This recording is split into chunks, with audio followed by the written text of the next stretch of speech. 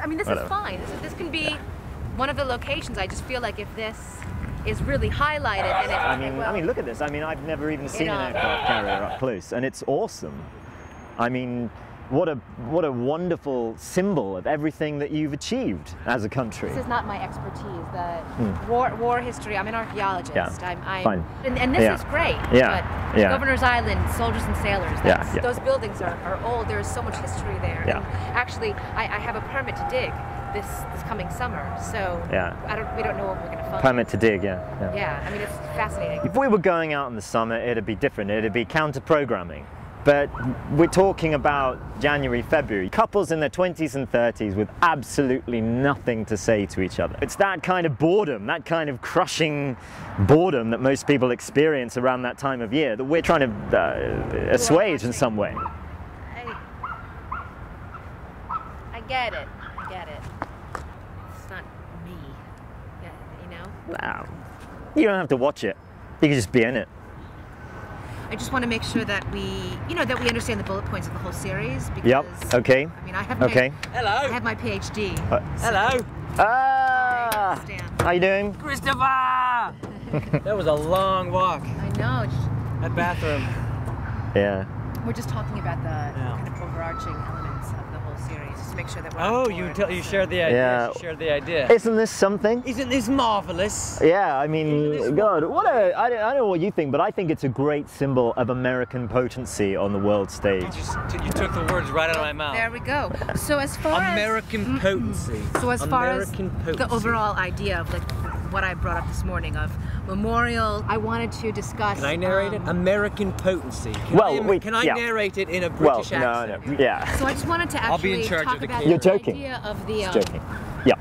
the winged victory. Actually, something like this. Actually, now that I'm kind of getting excited about it, we can kind of do both with the Intrepid and have it be a symbol of victory and tragedy. Because I'm sure as I do some research on this, because as you know, I don't know. The whole of this thing was used as a command center during 9/11, like within hours. No, I'm looking to start at 9/11. Actually, if we could start off with 9/11. Well, because people know about it. It's it's in the popular consciousness. But it's not a show about 9/11. Yeah, I know, but I mean, it's a hook. Come on, everyone knows something about 9/11. We got our cock chopped off, and we're still going strong. Everyone knows something about Stanley. Excuse me. 9/11 it's very prescient. It's very topical. It's actually not exactly the exact opposite of what we're doing. Yeah. Okay. All right. Let's conduct some market research. You're a chef. Yeah. Right? Okay, so you're a chef. So you don't know about, cultural stuff, really. What do you mean? I don't. Well, I mean, what? Do you have a PhD?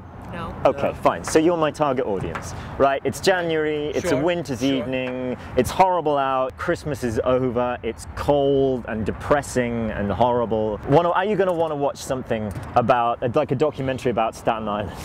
No. Governor's So is that, Island. okay, fine. Is that no with caveats or just no? Just no, you wouldn't watch it? No.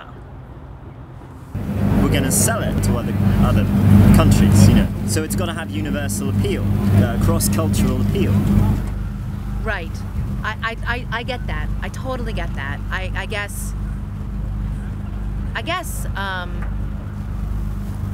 Stanley doesn't know anything about what we're talking about here. So I guess I'd like to speak with you. Okay. At some point. All right. I think that there's a way that we I could go to the bathroom again. No, we've been working all day long trying to figure out an actual show for the BBC.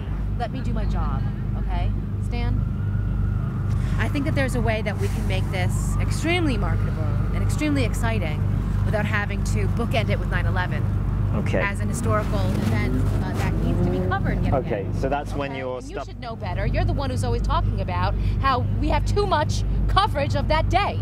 So I don't know why. It was just information. It's just an interesting fact. I'm actually trying to make work here, okay? Christopher has been wonderfully amenable to my ideas. Well, maybe Don't insinuate yourself into my work, okay? We've been working all day, and if I may be so bold, we finally have some exciting ideas here. Yep. We've reached a consensus. I'm signing my contracts tomorrow, and I would appreciate it if you don't get involved with things you don't understand, okay? Can I go back to the bathroom? So, I think it is exciting. the proposal of having something actually be timely and juicy and exciting, right? Without having to focus on something of recent memory. Because if you can do something that is decades, centuries ago, and have people actually feel like they can taste it and smell it, that is like a dream come true for my field. I mean, and that doesn't happen. Museums are stale, museums are stuffy, museums don't tell the story, right? Yeah. So if we can tell the story, I think this is wonderfully exciting. I should get back to my hotel. Yes, anyway. you have a lot. Yeah, tons, but I got it all set up in my room, so you guys have a great evening together, and I'll see you soon. Well, because